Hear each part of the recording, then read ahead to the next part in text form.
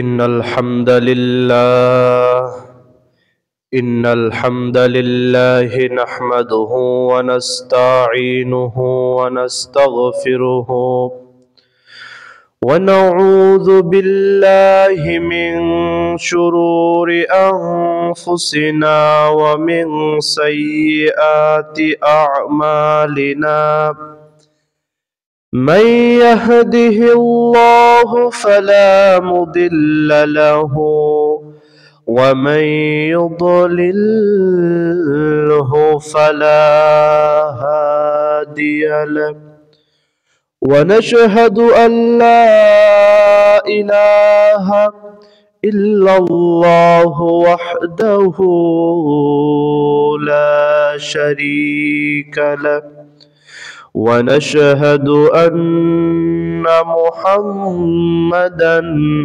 عبد الله ورسوله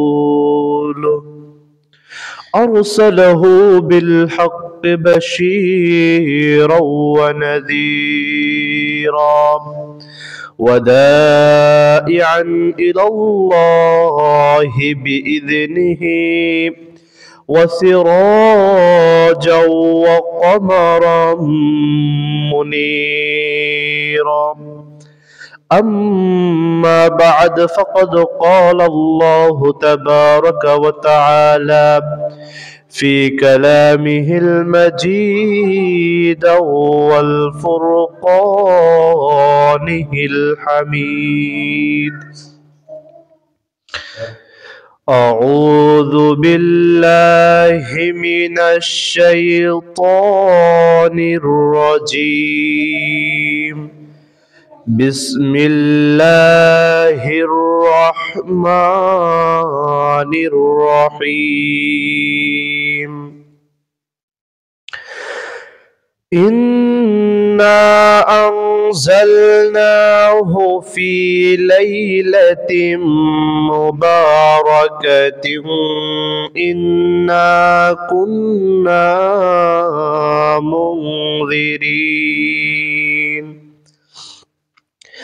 فيها يفرق كل أمر حكيم صدق الله العظيم وصدق رسوله النبي الحبيب الكريم ونحن على ذلك من الشاهدين والشاكرين والحمد لله رب العالمين সম্মানিত মুসল্লি এবং পর্দার অন্তরাল থেকে শ্রবণরত সম্মানিত মা এবং বোনেরা এবং সম্মানিত মেহমানবিন্দু সকলের প্রতি আন্তরিক সালাম এবং মোবারকবাদ। আসসালামু আলাইকুম ওয়া রাহমাতুল্লাহি ওয়া বারাকাতুহু। আল্লাহ রাব্বুল আলামিনের দরবারে সর্বপ্রথমেই শুকরিয়া জ্ঞাপন করে নিতে হয় এজন্য যে মহান আল্লাহ রাব্বুল আলামিন আমাদেরকে সৃষ্টি করেছেন মহানবী হযরত মুহাম্মদ সাল্লাল্লাহু আলাইহি ওয়াসাল্লামের উম্মত হিসেবে এবং আমাদেরকে মুসলিম করেছেন। আরো অনেক কারণে আল্লাহ রাব্বুল আলামিন আমাদের উপর করুণা করেছেন, দয়া করেছেন। এই জন্য সবসময় আল্লাহ রাব্বুল আলামিনের শুকরিয়া জ্ঞাপন করতে হয়। এরপরে আখাসুল খাস এখন আমরা শুকরিয়া আদায় করছি এজন্য যে মহান আল্লাহ রাব্বুল আলামিন আমাদেরকে জুমার নামাজের পূর্বেই মসজিদে এসে বসার মতো তৌফিক করে দিয়েছেন, সেই সুযোগ করে দিয়েছেন। এজন্য সকলেই বলি আলহামদুলিল্লাহ। আমি ভূমিকায় আলোচনা না বাড়িয়ে মূল আলোচনার ভিতরে যাব। আমি ভূমিকাতে একখানা আয়াতে কারিমা তেলাওয়াত করেছি যেখানে আল্লাহ রাব্বুল আলামিন সূরা দুখানের মধ্যে একটি বিষয় আলোচনা করেছেন, ইন্না আনজালনাহু ফি লাইলাতিন মুবারাকাহ ইন্না কুন্না মুনযিরিন, যে নিশ্চয় আমি একটি বরকতপূর্ণ রাত দিয়েছি, নাজিল করেছি। ইন্না কুন্না মুনযিরিন, আর নিশ্চয় আমি সতর্ককারী। মুনযির সতর্ককারী তিনি। এখন এই আয়াত লাইলাতুল মুবারাকা, এই লাইলাতুল মুবারাকার তাফসিরে মুফাসসিরদের মধ্যে দুটি মত লক্ষ্য করা যায়।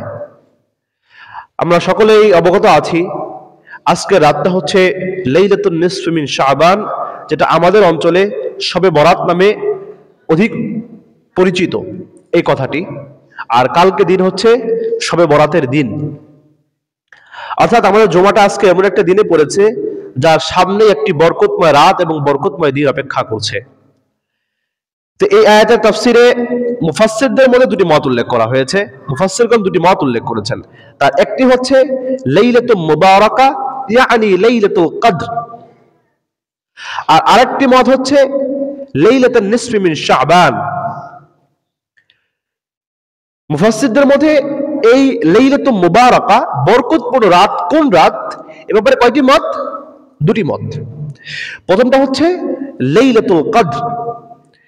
এ সম্পর্কে আল্লাহ রাব্বুল আলামিন সূরাতুল কদরের মধ্যে স্পষ্ট আলোচনা করেছেন, ইন্না আনজালনাহু ফি লাইলাতিল কদর ওয়া মা আদরাকা মা লাইলাতুল কদর লাইলাতুল কদরি খায়রুম মিন আলফি শাহর তানাজ্জালুল মালাইকাতু ওয়ার রূহ فيها بإذن ربهم من كل أمر سلام هي حتى مطلع الفجر।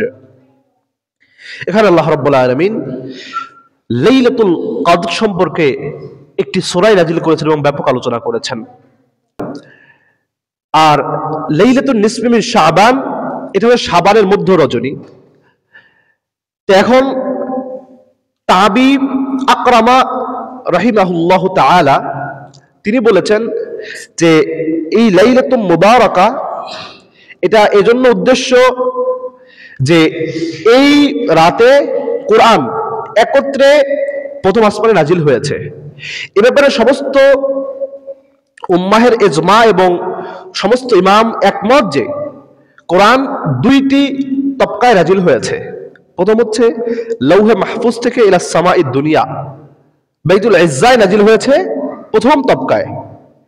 আর আরেকটা তবকায় হচ্ছে প্রথম আসমান থেকে দীর্ঘ 23 বছর যাবত ধীরে ধীরে পর্যায়ক্রমে প্রয়োজন অনুপাতে আল্লাহ রাব্বুল আলামিন রাসূল আকরাম সাল্লাল্লাহু আলাইহি ওয়াসাল্লামের উপর কোরআন নাজিল করেছেন। প্রথমে নাজিল করেছেন ইকরা বিসমি রাব্বিকাল্লাযী খলাক, 5টি আয়াত প্রথম নাজিল করা হয়েছে। এরপরে জীবনের শেষ মুহূর্তে নাজিল করা হলো আল-ইয়াউমা আকমালতু লাকুম দীনাকুম ওয়া আতমামতু আলাইকুম নি'মাতি ওয়া রাদিয়াতু লাকুমুল ইসলাম দীনা। এভাবে করে আল্লাহ রাব্বুল আলামিন দীর্ঘ 23 বছর যাবত রাসূল আকরাম সাল্লাল্লাহু আলাইহি ওয়াসাল্লাম যখন বিপদে পড়েছেন, রাসূল আকরাম সাল্লাল্লাহু আলাইহি ওয়াসাল্লামের যখন যে বিধানের প্রয়োজন হয়েছে, উম্মাহর উপর যখন যে বিধান দেওয়ার প্রয়োজন বোধ করেছেন আল্লাহ রাব্বুল আলামিন, তখন তিনি সেই আয়াত নাজিল করেছেন, সেই বিধান দিয়ে মুসলিম উম্মাহকে পরিত্রাণ দিয়েছেন এবং আস্তে আস্তে আমাদের জন্য শরীয়তকে পালনীয়, বরণীয়, করণীয় করে আল্লাহ রাব্বুল আলামিন আমাদের উপর কোরআনটাকে নাজিল করে দিয়েছেন। তো এখানে যখনই কথা আসে যে ইন্না আনজালনাহু ফি লাইলাতিন মুবারাকা, কোন সেই রাত যখন আল্লাহ রাব্বুল আলামিন এই কোরআনটাকে নাজিল করেছেন, এখানে যখন মুফাসসিররা দুটি বিরোধপূর্ণ মত লক্ষ্য করা যায়। এই বিরোধপূর্ণ মতকে সমঝোতা করার জন্য কিছু মুফাসসির আবার কাজ করেছেন। তারা বলেছেন যে প্রথম আসমানে একবারে যে নাজিলটা হয়েছে লৌহে মাহফুজ থেকে প্রথম আসমানে যে নাজিলটা, সেটা হচ্ছে লাইলাতুন নিসফি মিন শাবানে। আর রাসূল আকরাম সাল্লাল্লাহু আলাইহি ওয়াসাল্লামের উপর নাজমান নাজমা যে কোরআন নাজিলের পর্যায়ক্রম শুরু হয়েছে, সেটা লাইলাতুল কদর থেকে। অর্থাৎ লাইলাতুন নিসফি মিন শাবান থেকে শুরু হয়ে লাইলাতুল কদর পর্যন্ত কোরআন নাজিলের যে সূচনা লগ্ন, এটার সময়কাল এই পর্যন্ত ছিল। তবে এখানে আকরাম রাহিমাহুল্লাহর মত, তার উপরে কিছু কথা আছে। কোন কোন মুফাসসির তাকে রদ করেছেন, কোন কোন মুফাসসির দুটোকে সমঝোতা করার চেষ্টা করেছেন। এজন্য আমাদের একটা স্পষ্ট কনসেপ্ট রাখতে হবে যে আল্লাহ রাব্বুল আলামিন কোরআন নাজিল করেছেন লাইলাতুল কদরে।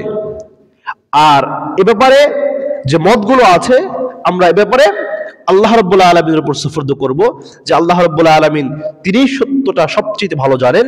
আমরা সকল মতের ঊর্ধ্বে আল্লাহ রাব্বুল আলামিনের উপর এখানে ইখতিয়ার করব, সফর্দ করব যে আল্লাহ রাব্বুল আলামিন যেই ক্ষণে যেই মুহূর্তে কোরআন নাযিল করাটাকে কল্যাণকর মনে করেছেন, উপযোগী মনে করেছেন, ঠিক সেই সময় আল্লাহ রাব্বুল আলামিন কোরআন নাযিল করেছেন। অতএব লাইলাতুল নিসফ মিন শাবান নিয়ে যে বাড়াবাড়ি ছাড়াছাড়ি দুটোর মধ্যে যে অনেকেই বলছেন যে এ রাতেই কোরআন নাযিল হয়েছে, আর অনেকে বলছেন যে এ রাতে হয়নি।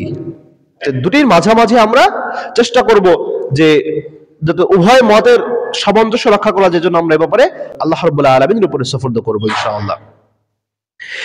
এরপরে আরেকটা ব্যাপার আসে যে আমাদের একদল ভাই বলছেন যে লাইলাতুল নিসফ মিন শাবান, যেটাকে আমরা শবে বরাত বলি, এই দিনটা ফজিলতপূর্ণ দিন, এটা প্রমাণিত নয়। এটা আমাদের সমাজের কিছু ভাই বলেন যে শবে বরাত বলতে কোনো কিছুই ইসলামে নেই, একবারে তারা বলে দেন। আসলে আমরা এ ব্যাপারে একটু জানবো যে শবে বরাত এর ফজিলত কি আসলে প্রমাণিত কিনা। অবশ্যই শবে বরাতের ফজিলত প্রমাণিত এবং এ সংক্রান্ত অনেক হাদিস রয়েছে, অনেকগুলো সনদ রয়েছে। আমি একটা সনদের উপর আলোচনা করব। এখানে আমি 3টা সনদ পেয়েছি। প্রথম সনদটা হচ্ছে এরকম যে মুআয বিন জাবাল থেকে বর্ণিত, রাসূল আকরাম সাল্লাল্লাহু আলাইহি ওয়াসাল্লাম বলেছেন যে লাইলাতুন নিসফ মিন শাবান এটা হচ্ছে বরকতপূর্ণ রাত এবং এই রাতে ক্ষমা করে দেওয়া হয় ইল্লাল মুশরিক ওয়াল মুশাহিদ।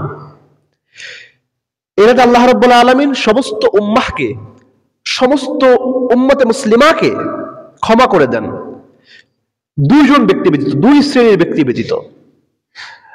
কারা? আউয়াল আল মুশরিক, যারা আল্লাহর সাথে শিরক করে, এদেরকে আল্লাহ রাব্বুল আলামিন এই রাতে কি ক্ষমা করেন না। আর আরেকটা দল হচ্ছে মুশাহিন, যারা হিংসুক, অর্থাৎ অন্যের প্রতি হিংসায় লিপ্ত। তবে এখানে ইমাম আউজাই রাহিমাহুল্লাহ থেকে একটা বর্ণনা পাওয়া যায়, তিনি বলেছেন ইল্লাল মুশরিক ওয়াল মুশাহিন, মুশাহিন ইয়ানি আল্লাযী মুবতাদিয়ান ফারকু বাইনাল উম্মাহ, এমন কিছু বিদআতি ব্যক্তি যারা আকীদাগত ভ্রষ্টতার কারণে, আকীদাগত ইখতিলাফের কারণে দিন থেকে বের হয়ে গেছে। অর্থাৎ এই দিনে ক্ষমা হবে না তার মতে যারা আকীদায় বিদআতের কারণে, আকীদাগত বিদআতের কারণে ইসলাম থেকে বের হয়ে গিয়েছেন, যেমন খারেজি, রাফেজি, শিয়া, মুতাজিলা, কাদারিয়া, জাবারিয়া, মুজাসসামিয়া, যত বাতিল ফিরকা রয়েছে এরা হচ্ছে কি আকীদাগত বিদআতি, বিদআত ফিল ইতিকাদ এদের মধ্যে রয়েছে। অতএব এদের আল্লাহ রাব্বুল আলামিন এই সাধারণ ক্ষমার অন্তর্ভুক্ত করবেন না।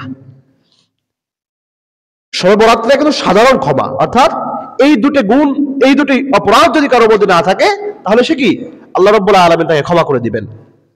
এখন কথা হচ্ছে তাহলে আমরা এই রাতে জেগে ইবাদত করব কি করব না, বা এতে আল্লাহর কাছে ক্ষমা চাবো কি চাবো না।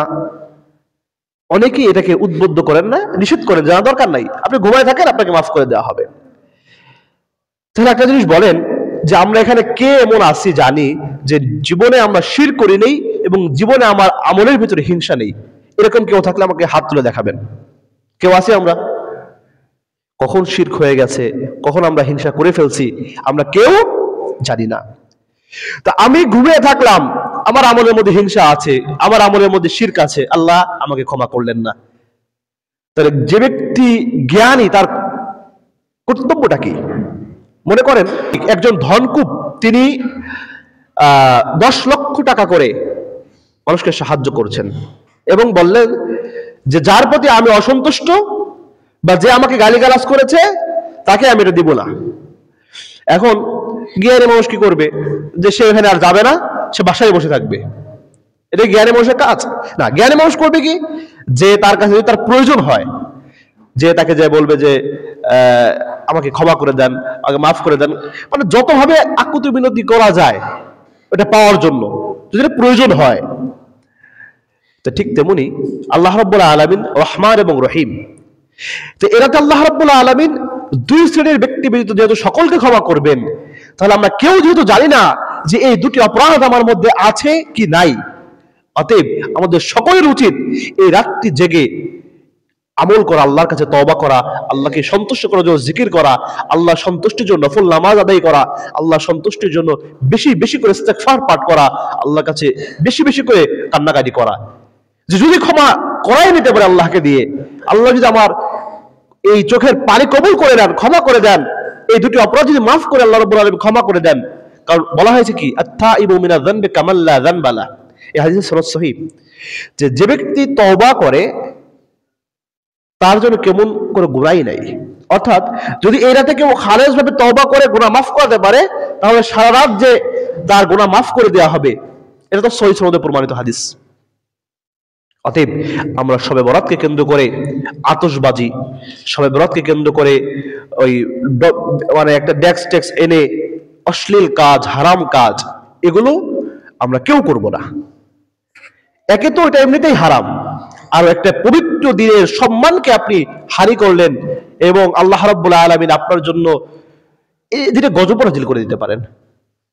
কারণ আল্লাহ রাব্বুল আলামিন একটা রাতকে বরকতময় করলেন, নিয়ামতের জন্য সিলেক্ট করলেন, আর ওই দিনে আপনি বক্স বাজাইলেন, আপনি আতশবাজি ফুটাইলেন, আপনি অন্যান্য অশ্লীল কাজ করলেন, তাহলে কি আপনি আল্লাহ রাব্বুল আলামিনের দেওয়া একটা নিয়ামতের রাতকে আপনি কলঙ্কিত করার চেষ্টা করলেন।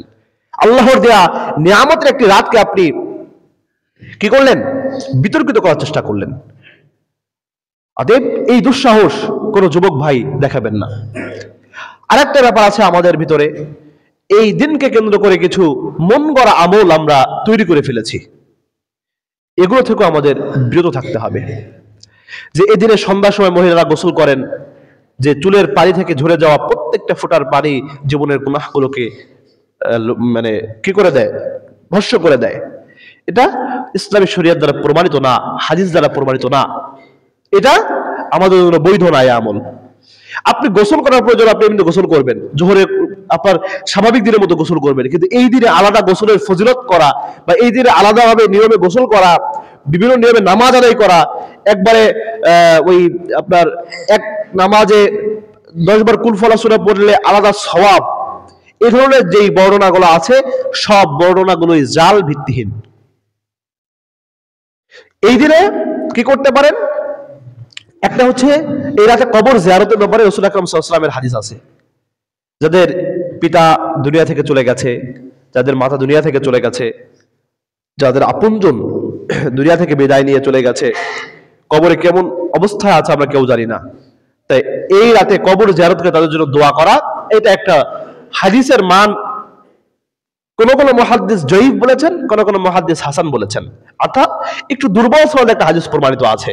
অর্থাৎ এই আমল করাটা বৈধ, কারণ কোন বিষয় যদি দুর্বল সনদে কোনো হাদিস প্রমাণিত থাকে, সেই হাদিসের উপর আমল করলে এটা নিষেধ নয়, এই হাদিসের উপর আমল করা যায়। আর একটা কাজ করা যাবে কি, যত নফল ইবাদত আছে, কোরআন তেলাওয়াত, জিকির, নামাজ, এরপরে আপনার ইস্তেগফার পাঠ করা, এরপরে যদি আপনি চান কাউকে খাবার খাওয়াবেন, উত্তম কাজ, এটাও করাতে পারেন, কোনো সমস্যা নেই। অর্থাৎ যত নফল কাজ আছে, যত স্বাভাবিকভাবে বৈধ যত কাজ আছে, এটাকে আপনারা এই দিনে করতে পারেন, আল্লাহ রাব্বুল আলামিন আপনার এটা কবুল করবেন ইনশাআল্লাহ।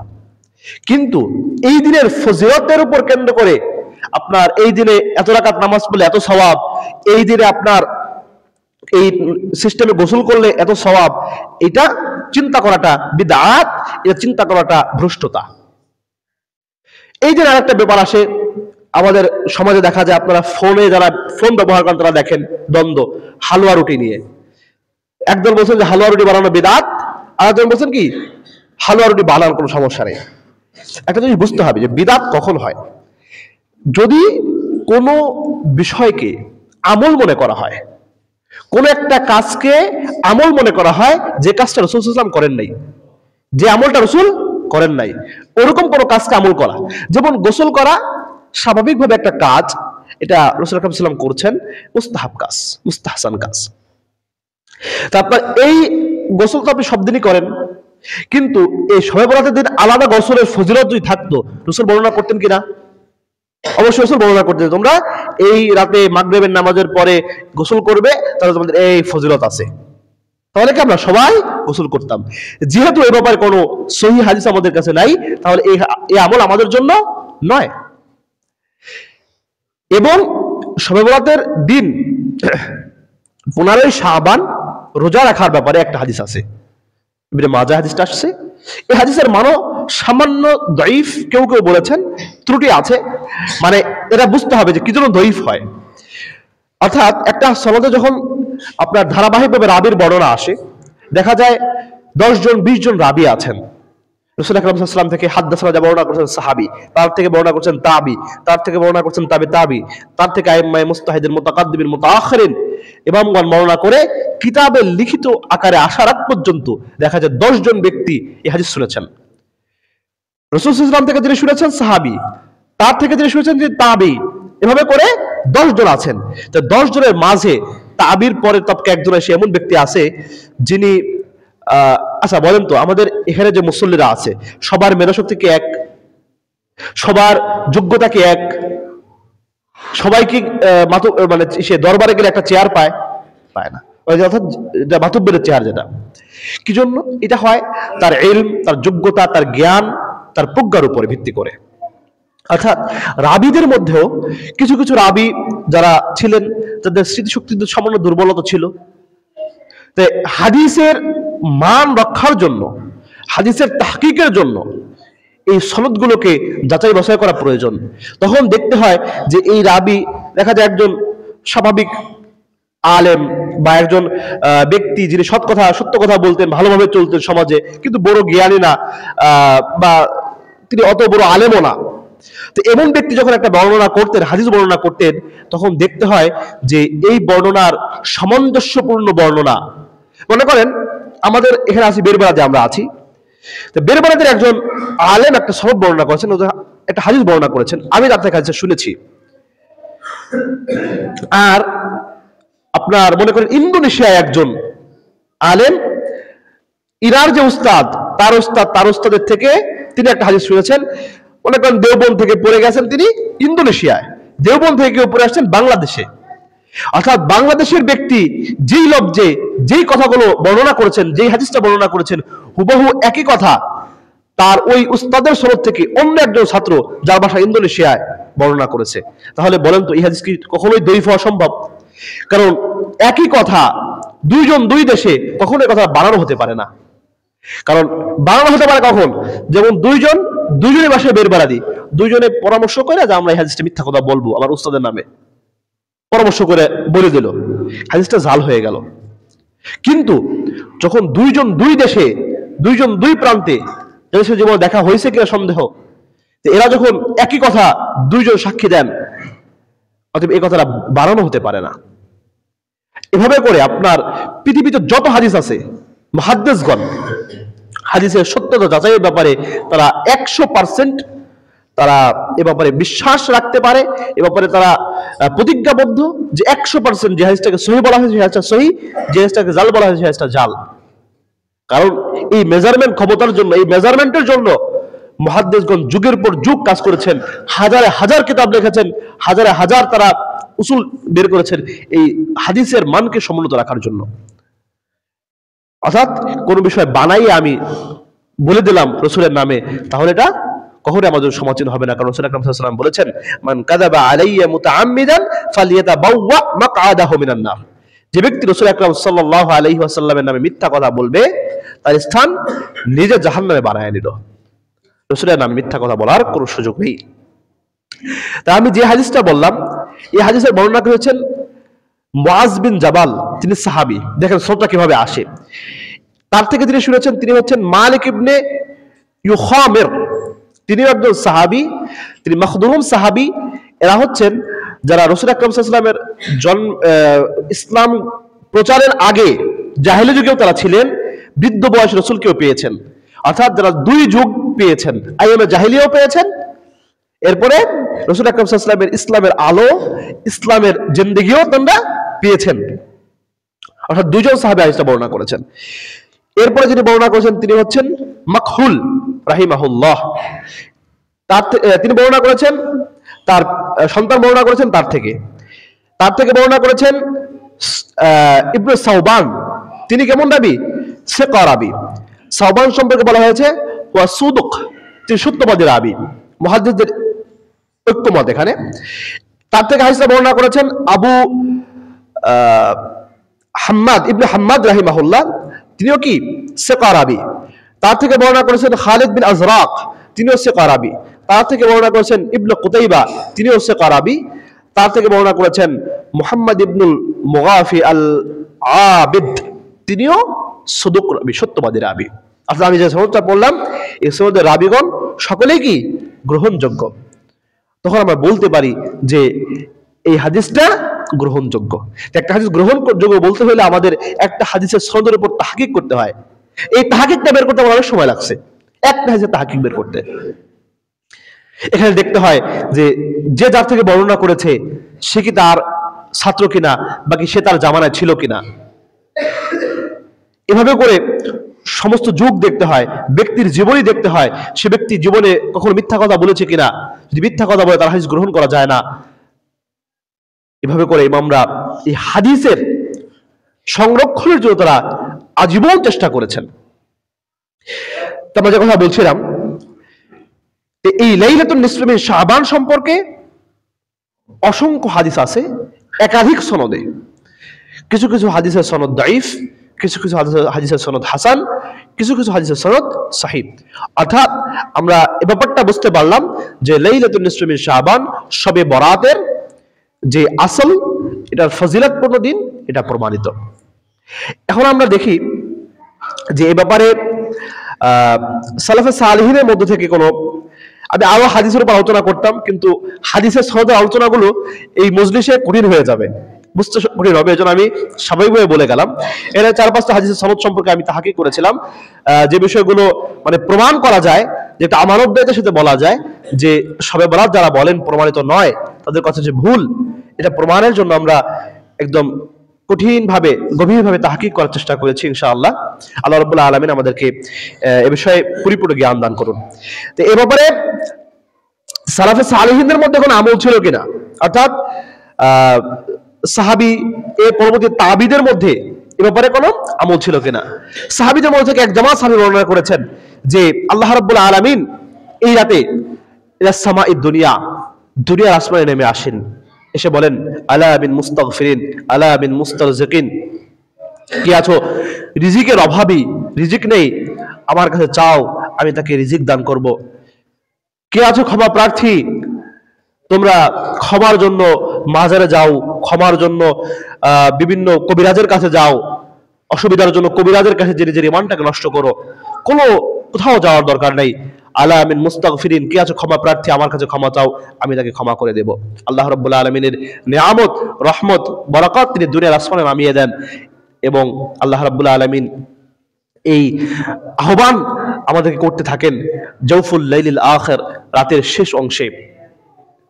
এটা স্বাভাবিক প্রতিদিনই, কিন্তু শবে বরাতের ব্যাপারটা আরেকটু স্পেশাল, কারণ এই দিনকে স্পেশাল করেছেন আল্লাহ রাব্বুল আলামিন আমাদের জন্য, রাসূল আকরাম সাল্লাল্লাহু আলাইহি ওয়াসাল্লামের মাধ্যমে জানিয়েছেন।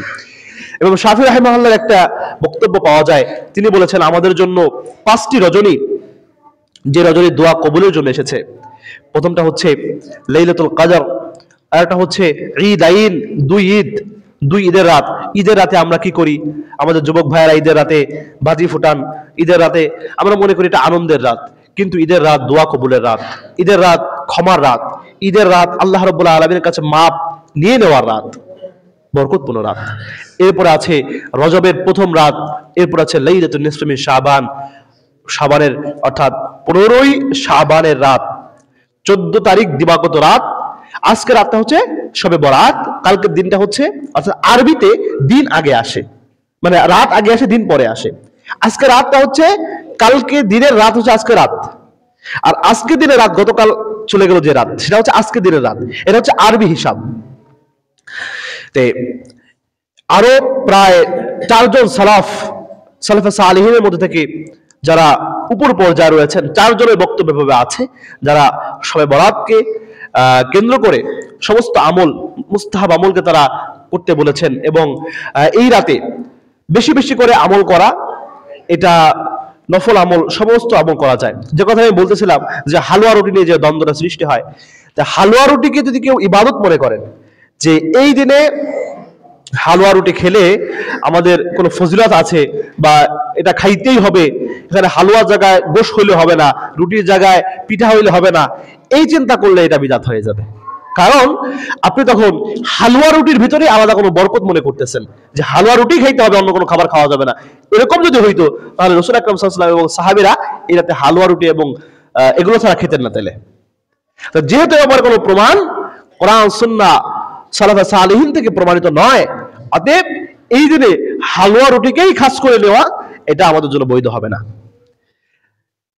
হ্যাঁ, আপনি যদি 5টা খাবার তৈরি করেছেন, মিষ্টান্ন হিসেবে আপনি হালুয়া রাখেন, পায়াস রাখেন, এটা আপনাদের কোনো সমস্যা নেই।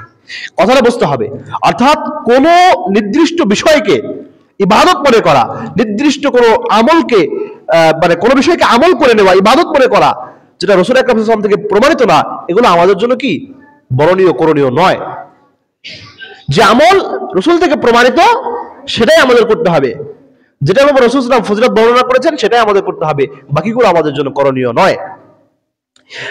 আর শেষক্ষণে আরেকটা কথা আমি বলে প্রশ্ন উত্তরে যাব, সেটা হচ্ছে আজকে আরেকটা দিন, এই সম্পর্কে আমরা অনেকেই জানি এবং অনেকেই জানি, সেটা হচ্ছে ভ্যালেন্টাইন্স ডে, অর্থাৎ বিশ্ব ভালোবাসা দিবসের একটা প্রথা ইংরেজরা চালু করে দিয়েছে আমাদেরকে, যে ব্যাপারে কোরআন সুন্নাহ থেকে কোনো ধ্রুব সম্পর্ক এর সাথে নেই। বরঞ্চ এই দিন আপনার যে পরিমাণ জেনা, যে পরিমাণ ধর্ষণ এই দিনকে কেন্দ্র করে হয়, এই দিনকে আমাদের প্রত্যেক গার্জিয়ান, প্রত্যেক ভাই, প্রত্যেক পরিবারের যিনি কর্ণধর রয়েছেন, কঠিন থেকে কঠিন ভাবে মুসলিম হলে আপনাকে এই দিনের ব্যাপারে প্রতিরোধ গড়ে তুলতে হবে। আপনার মেয়ে এই দিনে কোথায় যাচ্ছে, আপনার ছেলে এই দিনে কোথায় যাচ্ছে, এই খোঁজ রাখার প্রয়োজন আপনার আছে। কারণ কুল্লুকুম রাঈন ওয়া কুল্লুকুম মাসউলুন আন রাইয়াতিহি, আল ইমামু রাঈন ওয়া মাসউলুন আন রাইয়াতিহি। আমার দায়িত্ব হিসেবে আমি বললাম, কারণ প্রত্যেককেই তার দায়িত্বের উপরে জিজ্ঞাসা করা হবে, আর তার আল আহাল হচ্ছে তার এই জিজ্ঞাসার কেন্দ্র। আপনার স্ত্রী কোথায় আছে, আপনার মেয়ে কোথায় আছে, আপনার ছেলে কোথায় আছে, এ ব্যাপারে জবাবদিহিতা করা, এ ব্যাপারে তাদেরকে শাসন করা, এ ব্যাপারে তাদের গুনাহ থেকে বাঁচিয়ে রাখা, এটা আপনার দায়িত্ব। আল ইমাম রাঈন ওয়া মাসউলুন আন রাইয়াতিহি। আর যেহেতু আমি এই অঞ্চলের ইমাম হয়ে গেছি, সেই ইমাম হিসেবে আমার উপরও দায়িত্ব আছে আপনাদেরকে জানায় দেওয়া। আমি আমার দায়িত্ব জায়গা থেকে জানায় দিলাম যে এই দিনে যদি আপনার মেয়ের ক্লাস থাকে, যারা ভার্সিটিতে পড়ে, কলেজে পড়ে, ক্লাস থাকলে, স্কুলে পড়ে, ক্লাস থাকলে বলবেন যে এই দিনের ক্লাস তোমার করার কোনো প্রয়োজন নাই। এই একটা দিনের ক্লাসে যদি তুমি ফেল করো তাহলে তুমি দ্বিতীয়বার পড়বা, এটা আমার কোনো সমস্যা নাই, কিন্তু এই দিনে কোনো ক্লাস নাই। এই দিনে মাদ্রাসায়, স্কুলে কোনো ক্লাস থাকে না, কোনো টিউশনিও থাকে না। এই সব যারাই সুতো দিয়ে বের হয়, এটা হচ্ছে মিথ্যা কথা। এই দিনকে কেন্দ্র করে আমাদের মুসলিম সমাজেও দেখা যায় খুব রমরমা একটা ভাব। তাদের এই দিনকে কেন্দ্র করে তাদের মনেও আনন্দ দেখা যায়, তাদের কাছেও এই দিনটাকে উদযাপনের মনে হয়। যাই হোক, আল্লাহ রাব্বুল আলামিন আমাদেরকে এই ধরনের কঠিন ফিতনা থেকে আমাদেরকে বেঁচে থাকার তৌফিক দান করুন। এই দিনগুলোকে প্রমোট করে ইসরায়েলরা, জায়ানরা, কি জন্য? কারণ এই দিনটা তারা উদযাপন করে না, এই দিনটা আমাদের দিয়ে উদযাপন করাবে এই জন্য, যাতে করে আমাদের যুব সমাজ ধ্বংস হয়, আমাদের যুব সমাজ থেকে কোনো যোগ্য ব্যক্তিরা বের হতে না পারে। কারণ একটা ছেলে যখন মোবাইল অ্যাডিক্টেড এবং অবৈধ সম্পর্কতে আসক্ত, নেশায় আসক্ত, ওই ছেলেটার দিয়ে আর যাই হোক কোনো বড় কোনো কাজ হবে না। সে যেদিকেই হোক, সে কোনো বড় রাজনীতিবিদ হইতে পারবে না, কোনো বড় লেখক গবেষক হইতে পারবে না, ভালো মানের কোনো ছাত্র হইতে পারবে না, ভালো মানের কোনো গবেষক হইতে পারবে না, যাতে করে জায়ান্টদের ডিফেন্স করার মতো কোনো শক্তি পৃথিবীতে তৈরি হতে না পারে। এই জন্য তারা এই মদ, এই যত অশ্লীলতা আছে, এর সমস্ত কিছু আমাদের মধ্যে ছড়াই দেওয়ার একটা মাত্র কারণ হচ্ছে যে মুসলমানদেরকে দুর্বল করে রাখা যায়। আপনি ইতিহাস পড়ুন, দীর্ঘ 1500 বছরের ইতিহাস যদি আপনি পড়েন তাহলে দেখবেন যে মুসলমানরা ছিল বীরের জাতি। মুসলমানদের সমস্ত বিশ্বে আজকের পরাশক্তি যেমন আমেরিকা, তখনকার পরাশক্তি ছিল মুসলমানরা। মুসলমানদের উপর যে কথা বলবে এমন কোন শক্তি পৃথিবীতে তখন ছিল না। তখন এই ইহুদিরা দেখলো যদি এই মুসলমানদেরকে ডিফেন্স করতে হয়, এই মুসলমানদেরকে যদি পরাজিত করতে হয়, তাহলে আমাদেরকে এই মুসলমানদের যুব সমাজকে ধ্বংস করতে হবে। এই অপশন ছাড়া আর দ্বিতীয় অপশন আমাদের কাছে নেই। তখন তারা বিভিন্ন ভাবে, কয়েকটি ভাবে, দেখেন এখন আমাদের প্রজন্মটা হচ্ছে রিলস এন্ড টিকটক প্রজন্ম। আমরা এত ভাবে এডিক্টেড যে কি করছি না করছি আমরা এটা হিতাহিত জ্ঞান হারায় যায়। অর্থাৎ এমনিতেও রিলস খেলি, এমনিতেও কোনো কাজ নাই, কি জন্য খেলছে ও নিজেও জানে না, কি জন্য রিলস খেলছে, কি জন্য টিকটকে আছে নিজেও জানে না। এটাকে ওরা আমাদেরকে এই আটকায় দিয়ে, দেখেন যে ওরা শিক্ষা সাইডে যাবেন ওদের হাত, মেডিসিনে যাবেন ওদের হাত, আপনি বিশ্বের যত বড় বড় ব্র্যান্ড দেখবেন কোম্পানি আছে সব ওদের। আমাদের কোনো কোম্পানির কোনো নামগন্ধ আমাদের নাই। এটা হচ্ছে ওদের চক্রান্ত। আর এই যে দিনগুলো না, এই বিভিন্ন দিন, এই ফেব্রুয়ারি মাসটাকে ব্যস্ত রাখছে যুবকদেরকে এটা দিয়ে। আর মুসলিম যুবকরা তো ওই ফ্যামিলিগত ভাবে অনেকেই আছে কোনো শিক্ষা সেভাবে পায় নাই, যা শোনে যা বোঝে এভাবেই চলতে থাকে। আর ওরা ওদের যুব সমাজটাকে এমনভাবে হেফাজত করে, ওদের প্রত্যেকটা ছেলে একজন সেনাবাহিনী, ওদের প্রত্যেকটা মেয়ে একজন সেনাবাহিনী। অর্থাৎ যখন ওদের যুদ্ধের প্রয়োজন হবে ওরা 15 থেকে 18 বছর পর্যন্ত 3-4 বছর একটা কোর্স করায়, মানে ফিটনেসের উপরে। আমাদের ছেলে মেয়ে এখন কি করে? শক্তির দিক দিয়ে তারা খুবই দুর্বল, মেধার দিক দিয়ে দুর্বল, গবেষণা পড়ালেখার দিক দিয়ে দুর্বল। এগুলোর কারণ হচ্ছে আমাদেরকে এই চারিত্রিক অধপতন, আমাদেরকে এই অশ্লীলতার ভিতরে এমন ভাবে ডুবিয়ে দিয়েছে যে আমরা এর থেকে বের হতে হলে কঠিনভাবে জিহাদ করতে হবে, আপনাকে যুদ্ধ করতে হবে। এই রাসূল সাল্লাল্লাহু আলাইহি ওয়াসাল্লাম আজ থেকে 1500 বছর আগে বলে গিয়েছেন, আল মুজাহিদু মান জাহাদা ফি নাফসি, সেই বড় মুজাহিদ হবে যে নিজের নফসের সাথে জিহাদ করতে পারে। আল্লাহ রাব্বুল আলামিন আমাদেরকে এই বিষয়গুলো বুঝে আমল করার মতো তৌফিক দান করুন, আমিন। কয়েকটি প্রশ্ন এসেছে, আমরা প্রশ্ন জবাব দিয়ে আলোচনা শেষ করব ইনশাআল্লাহ। আসসালামু আলাইকুম ওয়া রাহমাতুল্লাহ। হুজুর, রাস্তায় পড়ে থাকা টাকা বা সম্পদ পেলে আমাদের করণীয় কি? অনেক সময় আমরা রাস্তায় পড়ে থাকা কিছু সম্পদ পাই, টাকা পাই, এটা আমাদের করণীয় কি? আমাদের যে স্থানে আমরা টাকাটা পেয়েছি ওই স্থানে আমাদের অপেক্ষা করতে হবে। যখন আপনি টাকাটা পেলেন, অথবা আপনি না করেন ওই অঞ্চলে যে আছে তাকে আপনি রেখে দিলেন যে আপনি এই টাকাটা এখানে পেয়েছি আমি, আপনি এটা যাচাই বাছাই করে দিয়ে দিবেন, আপনার দায়িত্ব শেষ হয়ে গেল। অথবা যদি আপনার এরিয়ার মধ্যে হয় তখন আপনি এখানে খোঁজ দিবেন, 4 দিন 5 দিন 10 দিন 20 দিন আপনি সবাইকে জানাই দিবেন যেখানে আমি কিছু টাকা পেয়েছি। যদি কারো টাকা হারায় যায় আপনারা আপনাদের টাকার প্রমাণ দিয়ে, সংখ্যা বলে বা যেভাবে একটা প্রমাণ আপনি বুঝবেন যে টাকাটা তার কিনা, যেভাবেই হোক পরীক্ষা করে আপনি টাকাটা পৌঁছে দিবেন। যদি এরকম কোনো মালিক পাওয়া যায় নাই, 1 বছর হয়ে গেছে পাওয়া যায় নাই, টাকাটা আপনার কাছে গচ্ছিত আছে, তখন আপনি ওই ব্যক্তির খেয়ালে আপনি দান করে দিবেন এবং চিন্তা করবেন যে সওয়াবটা আল্লাহ রাব্বুল আলামিন তাকে দান করুক। আপনাকে যদি আল্লাহ কোনো সওয়াব দেন এই আমানতদারিতার জন্য, এটা আল্লাহই ভালো জানেন, কিন্তু আপনি দানটা করবেন কার জন্য? ওই ব্যক্তির পক্ষ থেকে আপনি দান করে দিবেন, কোন একটা মসজিদে, কোন একটা মাদ্রাসায় আর কোন একটা এতিমখানায় দান করে দিবেন এবং এই সওয়াবটা তাহলে যাবে। তবে মনে রাখবেন, যদি 1-2 বছর পরেও আপনার সে ব্যক্তি টাকাটা আপনার কাছে চায় এবং বলবেন যে আমি দান করে দিয়েছি, যদি বলে আপনি আমার সম্পদ দান করলেন কেন, তখন আপনার নিজের পকেট থেকে টাকাটা তাকে দিয়ে ওই দানটা আপনার নামে হয়ে যাবে তখন। কিন্তু তাকে সে যদি দাবি করে তার টাকা আপনাকে ফেরত দিতে হবে। বোঝা গেল কথাটা? আসসালামু আলাইকুম ওয়া রাহমাতুল্লাহ। ভালোবাসা দিবস কি হালাল ভাবে উদযাপন করা যায়? এখানে একটা বিষয় আছে যে আপনার অনেকে এই দিনটাকে স্বীকৃতি দিবেন হালাল ভাবে। অনেকের একজন স্ত্রী আছে, সে এই দিনে স্ত্রীর সাথে ভালো ব্যবহার করবেন বা স্ত্রীর সাথে ভালোবাসা জ্ঞাপন করবেন, এটা বৈধ হবে কিনা? আগে এখানে একটা জিনিস বুঝতে হবে যে আমাদের কোনো বিষয় বৈধ অবৈধর ব্যাপারটা আছে ইসলাম থেকে। যেহেতু এই দিনটা ইসলামের সাথে সাংঘর্ষিক, ইসলাম এ থেকে কোনো নির্দেশনা ইসলামের এর ভিতরে নাই, অতএব এই দিনটা স্বীকৃত না। 14 ফেব্রুয়ারি নামে কোনো ভালোবাসা দিবস আছে, এটা মুসলমানদের স্মৃতি পড়ে থাকা উচিত না। আপনি স্ত্রীকে ভালোবাসবেন 365 দিন। রাসূল সাল্লাল্লাহু আলাইহি ওয়াসাল্লাম বলছেন যে স্ত্রীর জন্য গিফট নেওয়া, স্ত্রীর সাথে ভালো ব্যবহার করা, স্ত্রীর সন্তুষ্ট করার জন্য বিভিন্ন কাজ করা, এটা নফল ইবাদতের সওয়াব। ইসলামের মধ্যে এটা বলে।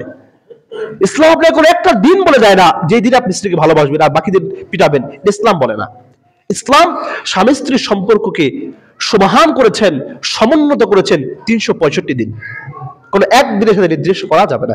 অর্থাৎ এই যে হালাল ভাবে, এটা হচ্ছে মানে নেক্সট শয়তানের ধোঁকা। হালাল ভাবেও এই দিনটা স্বীকৃত না, কারণ এই দিনের কোনো অস্তিত্ব ইসলামে নাই। ইসলামটা বুঝতে ভালো করে। আল্লাহ রাব্বুল আলামিন বোঝাতে তৌফিক দান করুন। আসসালামু আলাইকুম রাহমাতুল্লাহ। পিতা মাতার অবাধ্যতা কেমন ধরনের পাপ? পিতা মাতার অবাধ্যতা কেমন ধরনের পাপ? পিতা মাতার অবাধ্যতা হচ্ছে আল্লাহ রাব্বুল আলামিনের হকের পরেই, শিরকের পরেই যদি কোনো কঠিন গুনাহ থাকে, সেটা হচ্ছে পিতা মাতার সাথে অবাধ্যতা করা। পিতা মাতার সাথে অবাধ্য আচরণ করা শিরকের পরে সবচেয়ে বেশি কঠিন গুনাহ।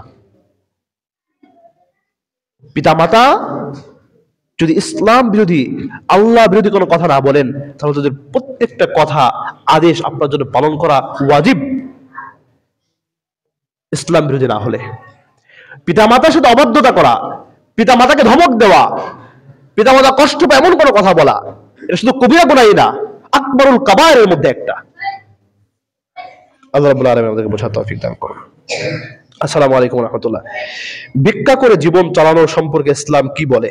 ভিক্ষা করা, আমাদের সমাজে ভিক্ষুকের পরিমাণ এখন বেড়ে যায়, কারণ এটা কেমন যেন একটা ওই চালানবিহীন ব্যবসা হয়ে গেছে।